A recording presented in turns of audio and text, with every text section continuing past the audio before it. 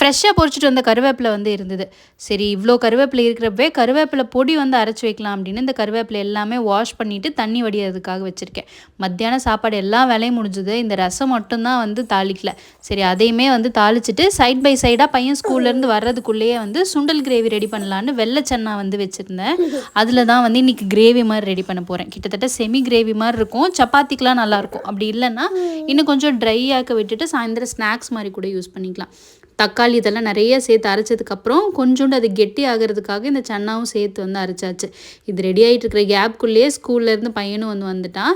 இந்த சன்னாவை வேக வைக்கிறப்பவே கொஞ்சம் வந்து எடுத்து வச்சுருந்தேன். குட்டி பையனுக்கு நல்லா மசிச்சு கொடுத்துட்டேன். எப்போ கிச்சனில் வேலை செஞ்சாலும் எனக்கு பக்கத்துலேயே தான் வந்து விளையாடிட்டு இருப்பான்.